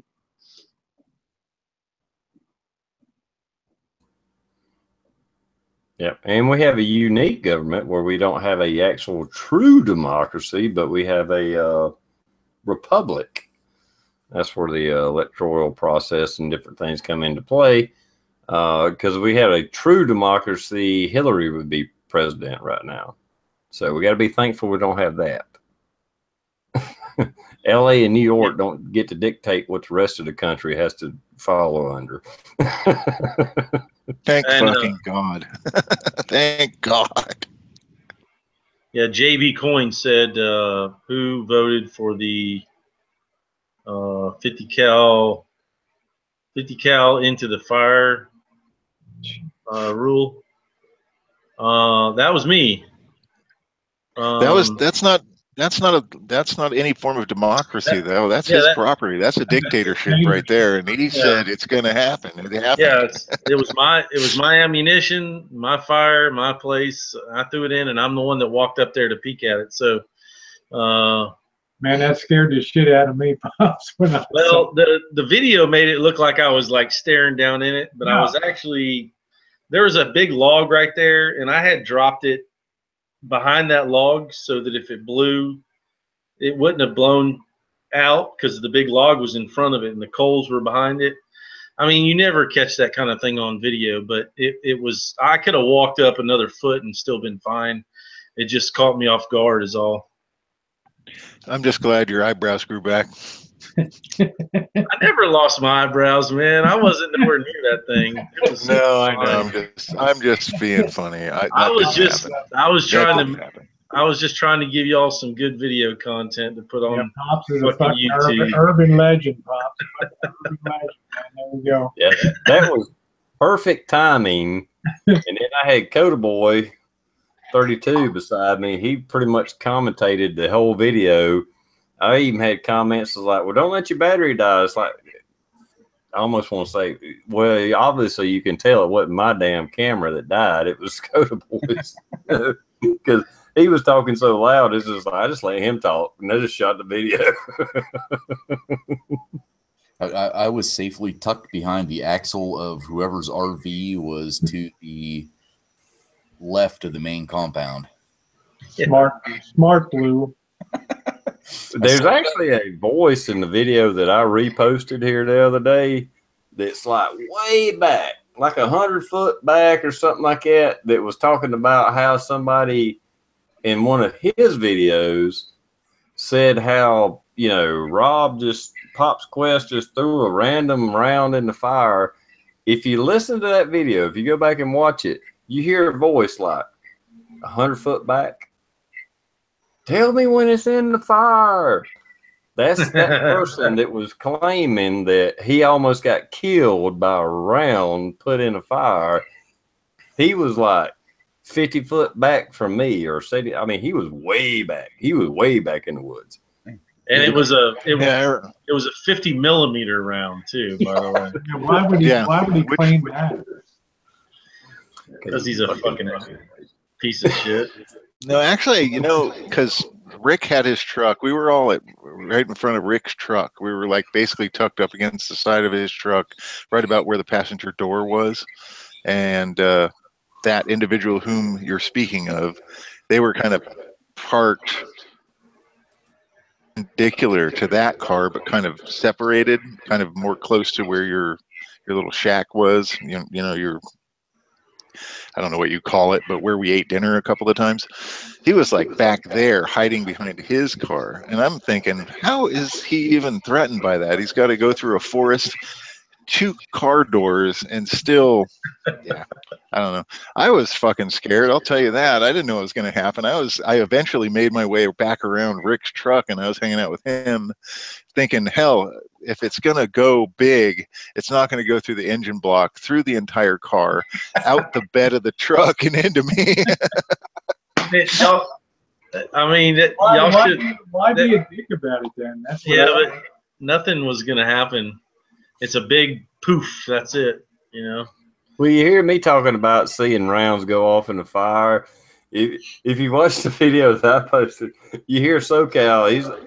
He was standing behind me. He was like, "You stand there, TR." There you go. Yeah, you've already proven you can take a hit, TR, so you're perfect. Yeah, but now I know for certain you're bullet resistant. Not necessarily bulletproof, but bullet resistant. Yeah, good choice. Good choice for the front row. Yeah, I wish I'd been there for the bullet and the gunpowder. I missed out on that one. We didn't get there till look at the video. Wow. Yeah, it was really a non-event, but some people make it out to be a big deal. So no big deal. Yeah. We'll do it again. We'll put 3 of them in the fire next time. Fuck it. I had SoCal standing behind me, Coda Boy standing beside me, commentating my video just because he was overpowering my voice. Yeah, I remember SoCal when you said the video. That windshield stopped some shit, won't it? No, that was sarcasm. That was sarcasm. Come on now. That huge log. You know what? I'd be the guy. I would be the guy that took the round in the throat or something like that. Let me tell you about my luck. This was it last week? No, it was last week at work. I'm digging around. I know this doesn't have anything to do with Farmageddon, but this is my luck. I'm digging around through this shit at work, trying to find some kind of network cable. I needed in a big ass hurry. I'm opening drawers, opening cabinets and stuff, and there's a wall in our server room that's got this like 8-foot by 5-foot tall whiteboard that's screwed into the wall. And I reach in a drawer, not there, slam it shut, grab the next one down, look in that, start digging around, not in that. I stand up, turn around to go for something on a shelf, and bam! Right on the top of my head, that motherfucking whiteboard fell off the wall, came unglued and unscrewed, hit me in the square in the head. And that's the second time it's happened. So, you know what? Yeah, I'm hiding behind TR. I'm going to stand behind Rick's truck because shit like that happens to me. I think there's one thing we can all agree. Let's see, there's 1, 2, 3, 4, what, 4 of us. We can all say without a shadow of a doubt, that was the best fucking weekend of my life. I had a fucking blast. It was badass. Yeah, I can't wait for it again. Without a doubt, I cannot remember having that much fun. That was, I don't even know how to put it into words. With so many guys there and meeting for the first time, it was one of the coolest weekends of my life for sure. Yeah, absolutely. I agree 100%. My biggest dream, I know all you guys and I love all you guys, but my biggest thing was I'm going to meet TR. And then whenever he showed up, I was still like a little schoolgirl. I was like, oh my God, it's TR. I thought that was awesome. Yeah, January 13th. Yep, that's the date. Yep. That's the weekend, right? That's closer to Farmageddon. Yeah, I was kind of the same way, Blue, because I was telling TR the other night on the chat, I found his channel first, and then through him, I found, everybody else here, and, all come from just me finding his channel first, and then to get to meet everybody there in person, man, that was awesome. Well, hopefully the next time I'm not quite so awkward, because, I even said with the chats leading up to that Farmageddon, I'm going to be the guy that kind of just sits back and doesn't say much and doesn't talk to many people. And it's still like people showed up, and there were some people that are on Pop's Quest friends that I know who they are, but it was still like, damn, I know who that is. Who the fuck is that? And they were coming up to me like, Blue, what are you doing? Blue. I'm like, I felt so awkward. And I think one of you guys, even on the first, I think I showed up on a Friday night. Some of you guys are like, damn, you don't say much, do you? I'm like, I told you this is the way I was going to be. It's just, I kind of sit back and observe, and it's, I wish I could get rid of that part of my head, but I can't. Yeah, it's like a weird starstruck thing. You're a cop. It's a total weird, like, starstruck thing. Well, it's when you get there and you see everybody that you've been watching on YouTube, you're kind of YouTube starstruck. And it almost looked like I kind of caught TR off guard when I first walked up to him and started talking to him, because he's like, who the fuck is this weirdo? But, and it was kind of weird because you see everybody in their videos, and then when you get to meet them in person, I don't know. It was very cool, though. I really enjoyed that. I have to admit, you, Mossy Nut, Curious Yellow Solar, I didn't recognize you. You're fairly new to YouTube. And it was like, I recognize your face. And it's like, I know this guy. I don't remember what his freaking YouTube name is, though. And it was the same with Curious Yellow. I had to ask you. I was like, what's your channel name? And you said Mossy Nut. And I was like, oh, yeah. I remember now, because I watched so many freaking videos. I just don't remember. Unless I've been sub to you for years and chit-chatting back and forth. I kind of know. My short-term memory sucks, but I had to admit I didn't recognize a few people until they told me their name, and then it's like, oh yeah, I remember watching your videos, and because I do watch small channels, and I really don't watch large channels, so yeah, I'm the same way. There was a few people I didn't recognize, and I don't watch many big channels neither. But yeah, it was kind of awkward, you're walking up to somebody that they really don't know who the hell you are, and just trying to introduce yourself and get to know them a little better. The biggest shock that I had the whole time was Coda Boy. He's a huge fucking channel, and I literally, up until Farmageddon, I had no idea who he was. No idea. And he came up, he's like, hey, you're Blue. And I'm like, what? I don't know who you are. And then I turn around. But, he found us all through, Pop's Quest and TR and everybody else. And it was just like, holy shit, this guy that is huge knows who the fuck I am. And it was humbling. It's humbling, but awesome at the same time. It's like, holy shit. Yeah, hopefully he had a good time. That same thing. Keeps growing his channel. He won't be invited back. We don't allow big channels down there. I had that same thing when I showed up. I think you were there, Blue. Oh no, you showed up later that evening. But when I got there, there was probably, I don't know, a dozen people there, and they're all standing around. I think Coda Boy was there at that point, and they were all shooting some suppressed something or other. And I was more like, dude, that's a suppressor? I've never even seen one of those in my entire life. They're illegal where I live. And I had no idea who the hell was in front of me. I didn't recognize a soul, but now I know all of them. So it's kind of cool. Yeah, Definitely. absolutely. And nobody knew me either except for Robbie. I think that was my buddy Rich from Atlanta had the suppressors, all the suppressors. He had them on every fucking thing. The only person I didn't recognize and I wasn't familiar with, just because I hadn't done videos in a long time, was the guy in the Volkswagen camper, which I know he's a big That's my buddy. OVX. Yeah, OBX will win. Yeah, I've known that guy for since 2010, and I've talked to him on the phone, and anybody who's ever talked to him on the phone will attest you can't get him off the phone. He just talk, and it was so awesome to meet him. I've been trying to convince him to go do something with us for years, and he always finds an excuse not to. But yeah, I was so stoked to meet him, and another person that was awesome to meet was Yankee 4. He was one of my first subs, like literally within the first 100 on my first YouTube channel, and that was so cool to meet him. That was really cool. Yeah, he's a great guy with a heart of gold. Yeah, that Volkswagen, that thing was awesome. He did a hell of a job on that thing. That's a badass ride. But he parked a little too close whenever we started stacking 5 pallets up. It was like, dude, turn in your canopy. Get your canopy in. It's that was pretty cool.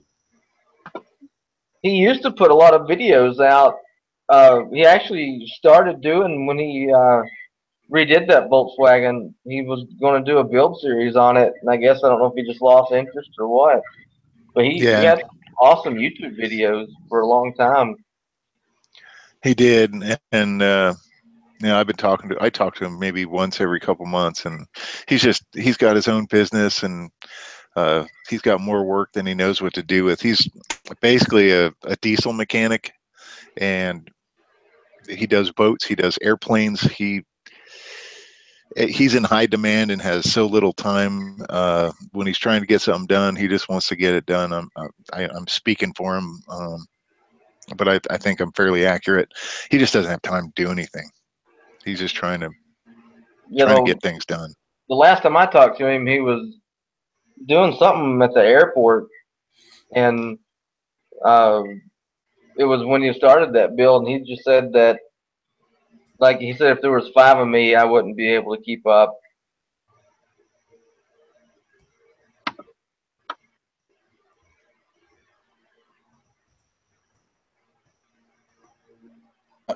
You know what? I'm not trying to open up a can of worms or anything else, but anybody else that was at Farmageddon at any Here we go. point in time, did any of you ever feel that your life or somebody else's life was in danger, or if something was going on wrong, that it was corrected very quickly? Yes, absolutely. When they said, okay, it's your turn to do the 3-gun match. I was like, oh, fuck, here we go. I get gnarly stage fright, and doing that, I was so fucking nervous.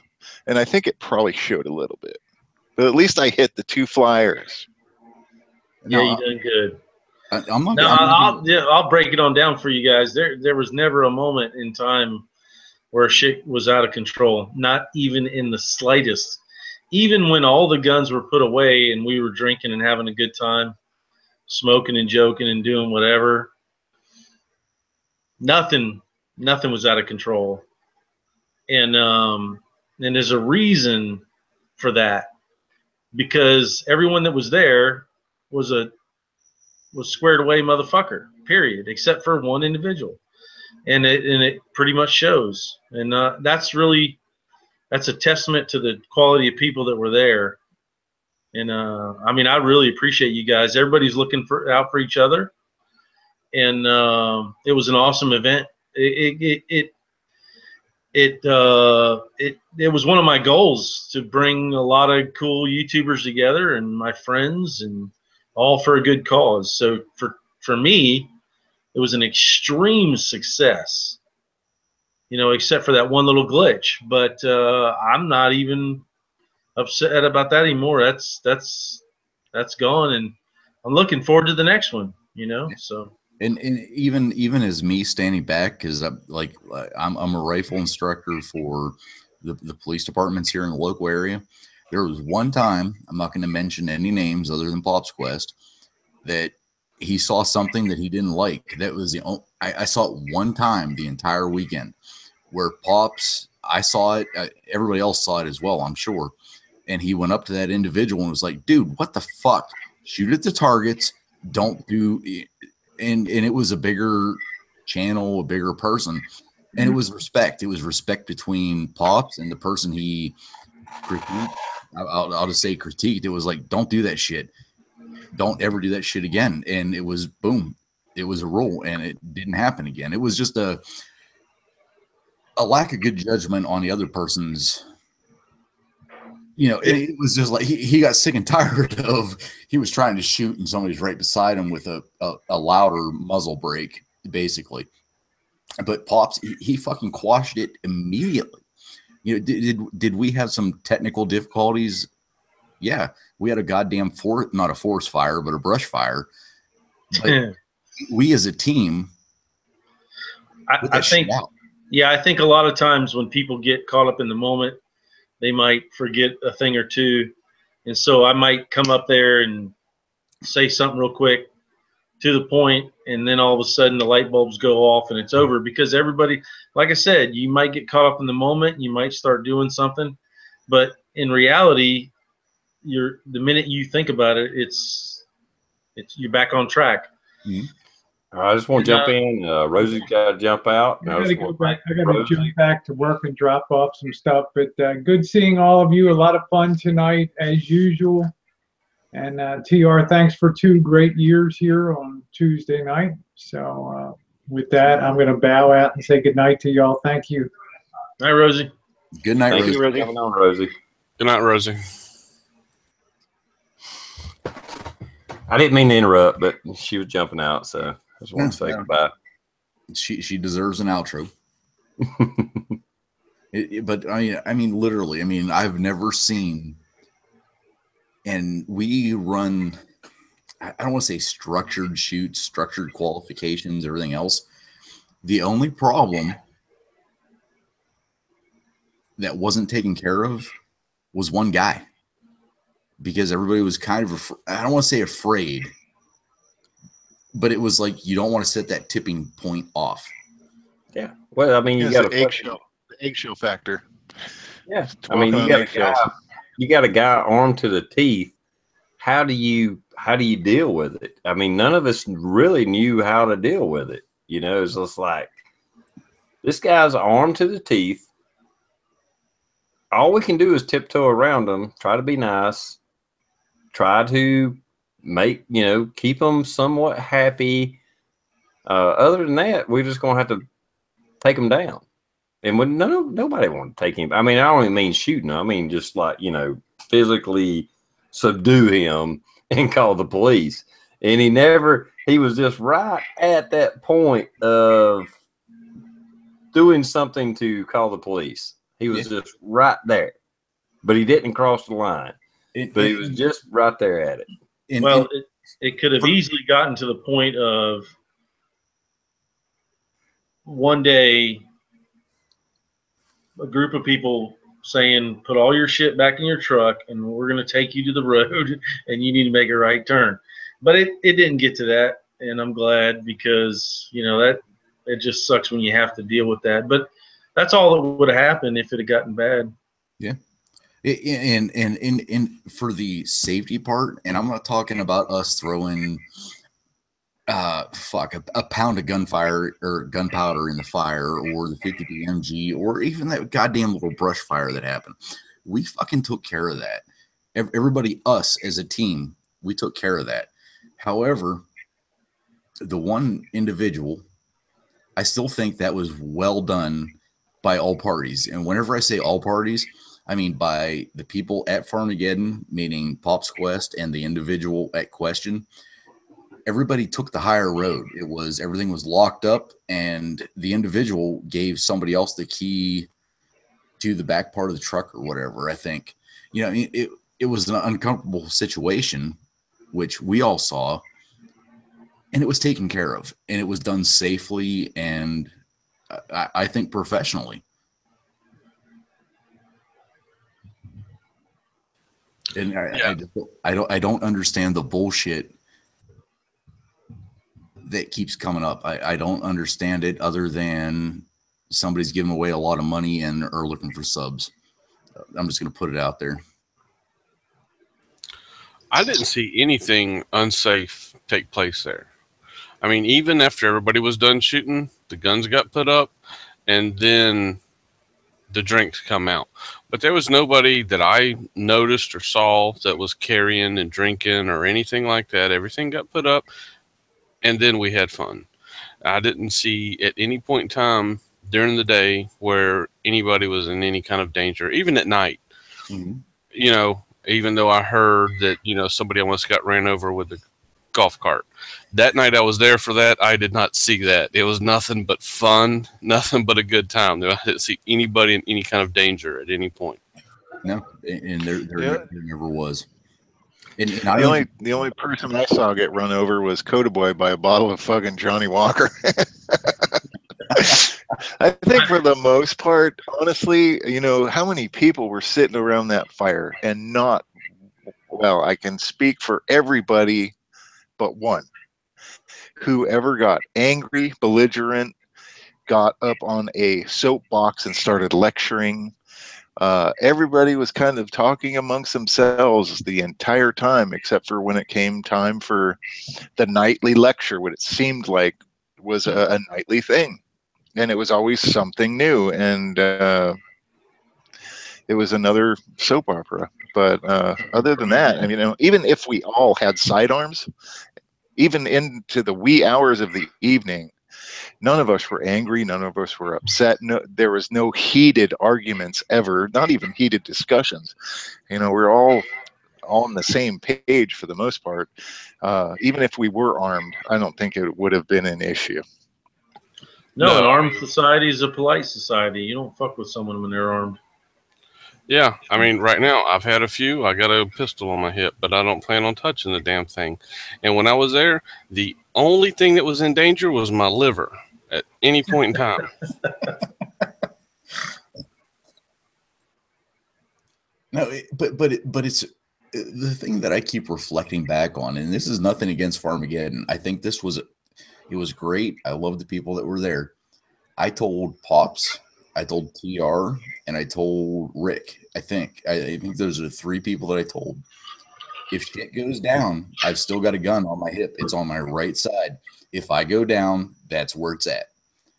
Because we were, I don't want to say scared of one person, but just unsure of one person.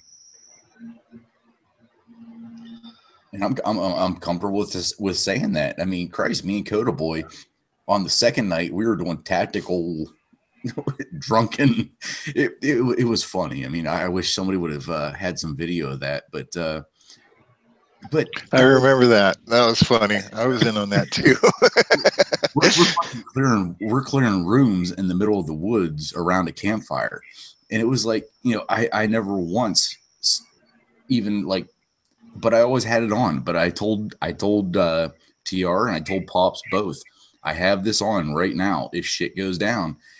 And I feel kind of, I don't want to say blessed, but that's the only word I can come up with, that they trusted me, that even though I was drinking, I had it on my hip, and they knew that it was there, that if something went down, it was there, so they could use it if I went down.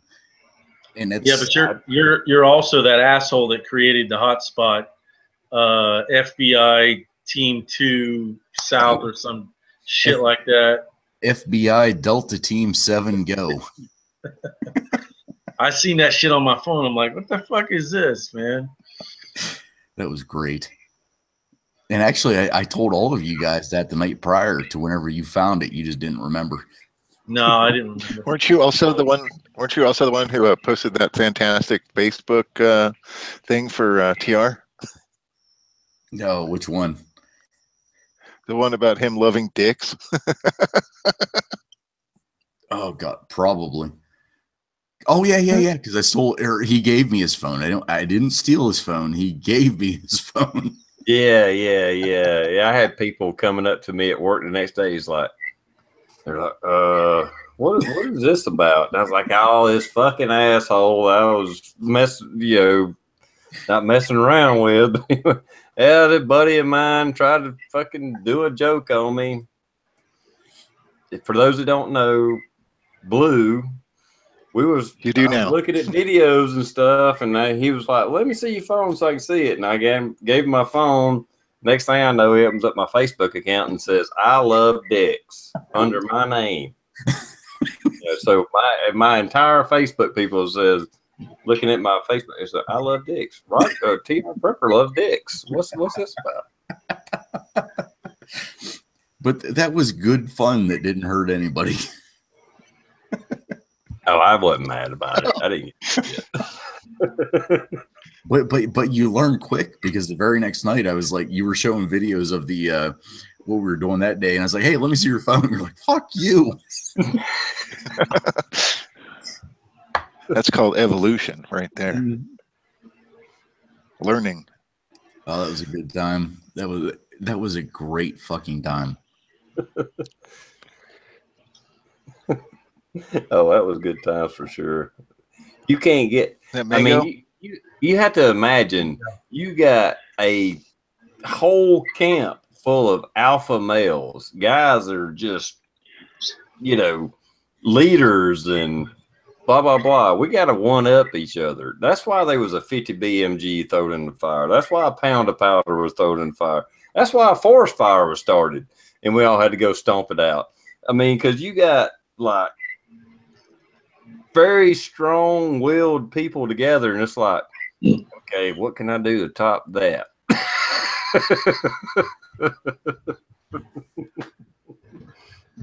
Not that we were really trying to, we just did it anyway.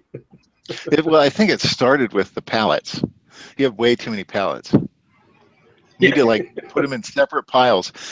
Thursday night, Friday night, Saturday night. One big lump of pallets. That's just, and then it all kind of went escalated from there, which wasn't a bad thing, Shit, you can only get entertained by burning pallets for so long before somebody's got to introduce some kind of new, relaxing. Yeah, the best part about around the campfire was Methem 88 sent them cigars, and we passed them all out, and I made that little video, and then the next I went back. I left a I don't know how many I left out there, but come to find out, some asshole took that bag of cigars back to Florida with him. Pissed me off. He actually, I think I saw that in a video one of those asshole made. He bragging on YouTube about smoking them damn cigars. I'm like, that son of a bitch stole my cigars. So anyway, we should change the subject. I don't want to talk about that fucker no more.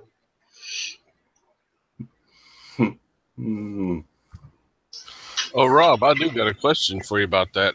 How was shooting that Silent Bob's AR pistol? Oh, it was good. I had to have a damn welding mitt on to shoot it. Man, that thing gets hot fast, and I guess he had already dumped a mag in it.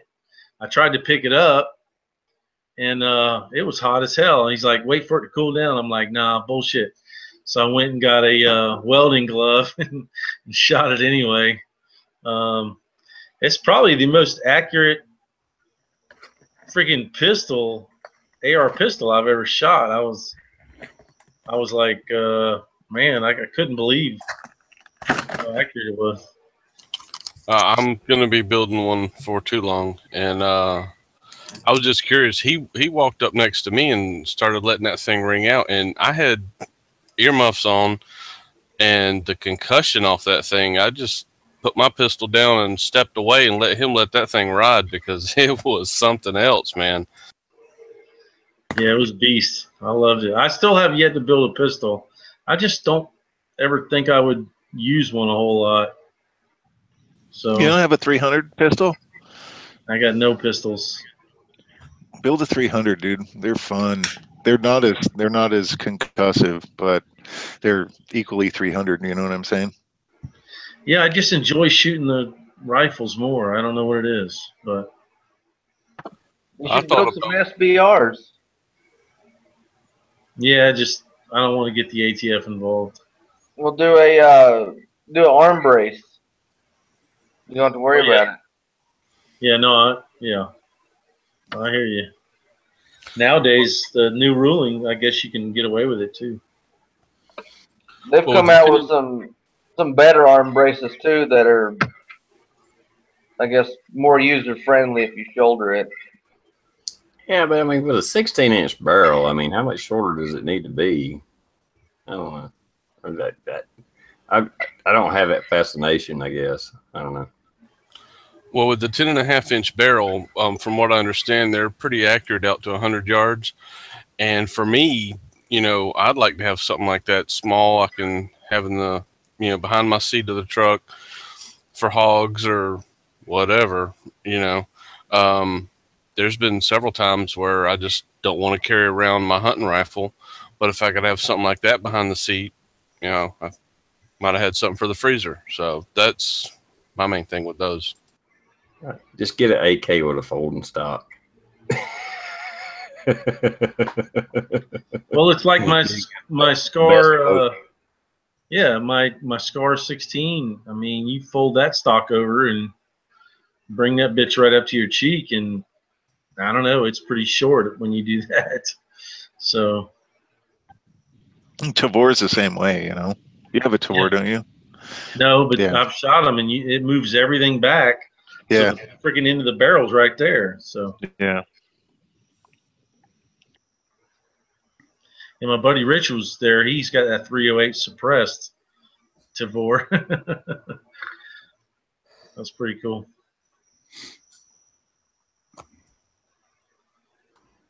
All right, we're at the 11:30 mark.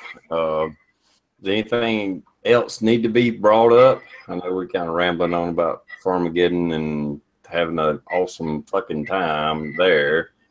But is there anything else anybody wants to bring up? Silent Bob. No, I got a bail. All right, Pops, go ahead and do an outro. Appreciate you having me. That's my There you go. We'll see you again soon, man. SoCal, you want to do an outro?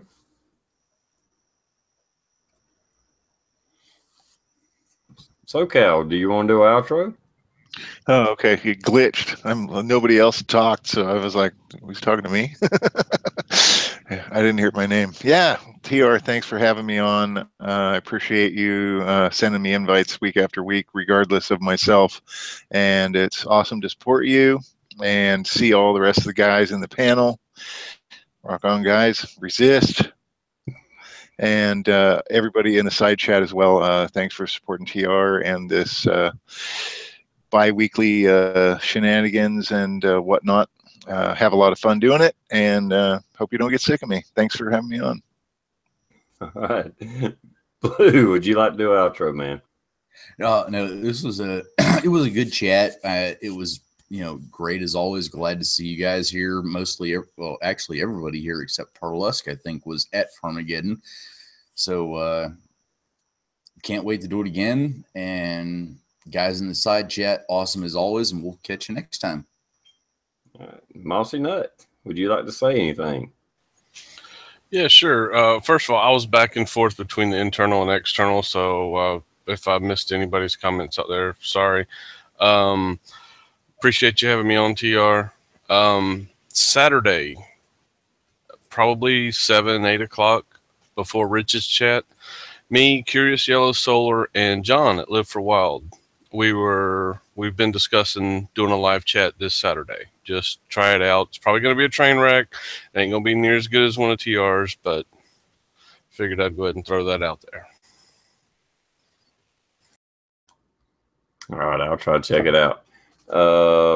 Parlusk, would you like to do an outro, man? I know you didn't talk much, but we let you in here anyway, and what's going on? Yeah, thanks, Blue, for rubbing it in that I didn't make it to Farmageddon. But we still have our 4th of July Independence Day sale on for Go Gauge Tactical. Check it out. Also, I have another YouTube channel, Big Valley Homestead, that I've just started. I'm not really doing it for YouTube. I'm doing it kind of to just, I guess, record the progress on some land that we purchased. So there's some videos up on that. It's just Big Valley Homestead on YouTube. I got 3 videos up. I got some more coming up. I've not put anything up on my Parlusk or my other one in a while, so I've been just super busy. But thanks for having me. All right, man. Thanks for coming on. And with that, we'll go ahead and end this, and we'll see everybody next week, or at least Sunday, and probably Tuesday night. As far as I know, I have no plans not to have the Sunday night chat and the Tuesday night chat next week. So we'll see you then. Later. See you guys.